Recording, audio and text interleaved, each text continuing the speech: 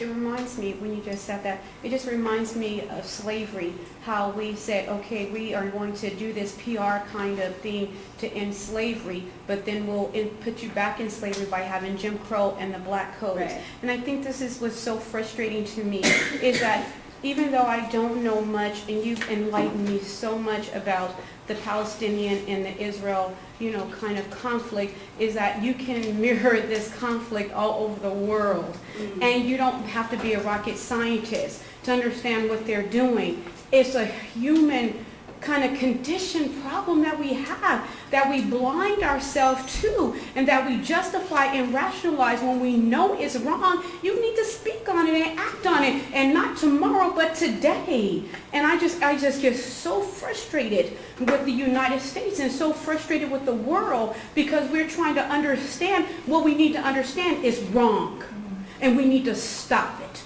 Because this colonialism and imperialist kind of model that we have followed, this economic model, have messed our world up and messed people up. Because when you can look at this stuff and you can rationalize it and justify it, it shows a sickness from the top to the bottom. I agree, and I think I'm definitely going to end this I want to end this talking about how we can respond here in the United States and the boycott, divestment, sanction movement. So, okay, I'm just going to move on to the West Bank, and then I can take more questions later.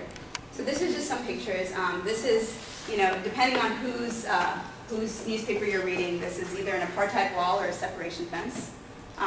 Israel calls this a separation fence, which I think is, it's like Orwellian doublespeak or whatever. And this is obviously Banksy. I don't know if you guys know Banksy, but he has a lot of art all over the separation fence. So it's really cool when you go there and you see a lot of his art. This is just a map of the separation wall. If you look at it, and I don't know how recent this map is, but basically you have, this is called the green line, which is kind of the 1967 border. And this is supposed to be where the Palestinian state is supposed to exist.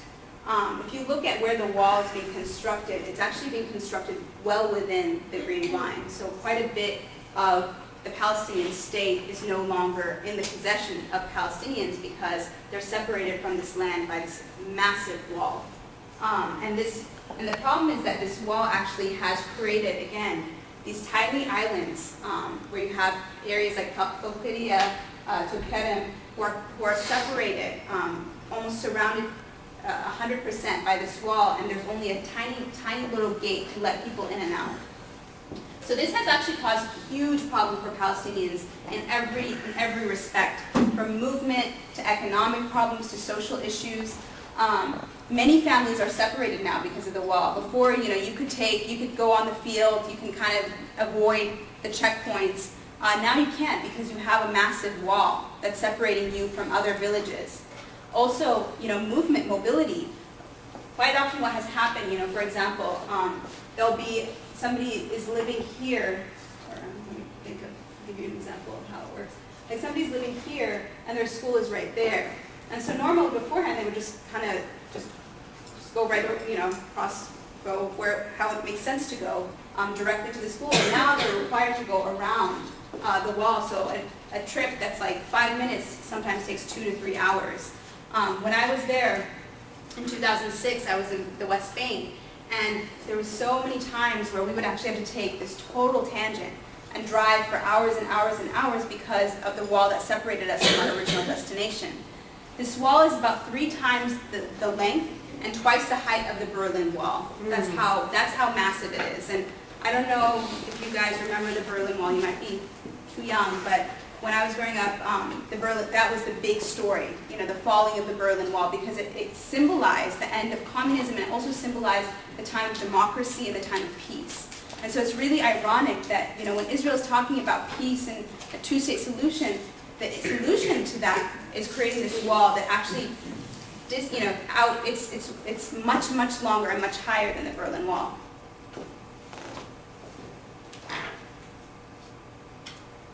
This is just a quote from John Dugard, who is a South African lawyer and a member of the Post-Apartheid Truth and Reconciliation Commission.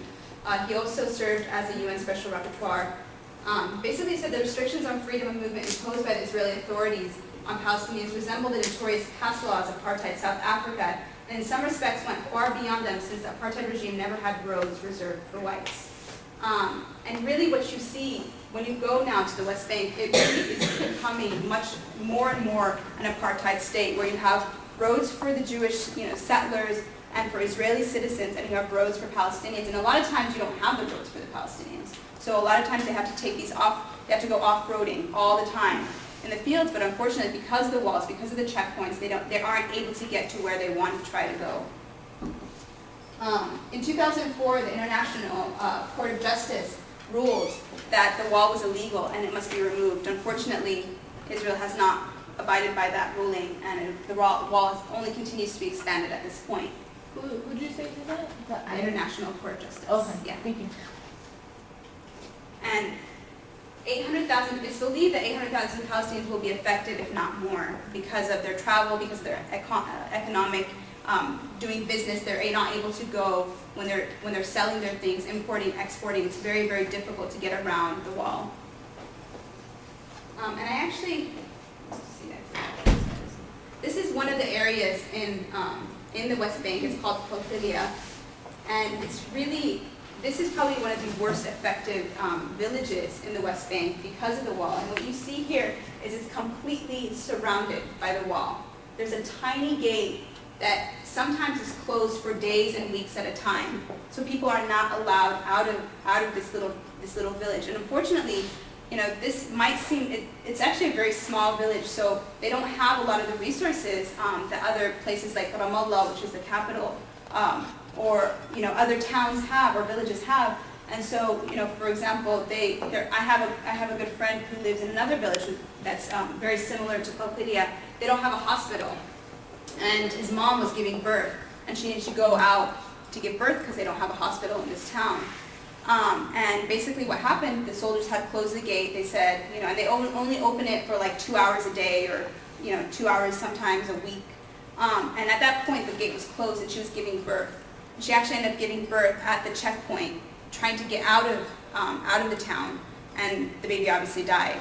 But this is something that happens constantly with Palestinians because their mobility they're prevented from moving because of the wall and also because of checkpoints. Before I talk about checkpoints, I want to talk about various initiatives that Palestinians have taken to try to defy the wall, because it's such a problem for many of them. A lot of Palestinians, the wall divides them from their farmlands, and many Palestinians are farmers, and so they can't get to their farmlands. And so there is 2 villages in the West Bank that have become infamous because of their resistance to the wall, their peaceful resistance to the wall. You have Bid'ain and Nid'ain, and they have weekly protests on Fridays, where a lot of international people come and they support the Palestinians to try to oppose and defy the law. And obviously, then, almost always they're met with Israeli violence. I've been to these protests. I got shot at by rubber bullets. You get shot at by sound bombs, tear gas. It's actually a very scary experience. And so when the movie Avatar came out, they actually were really creative, because for them they saw this movie as very reflective of who they are and their experiences as Palestinians and as indigenous people to the land, and the work that they were doing to oppose the Israeli occupation. And so this is just a video that I actually saw.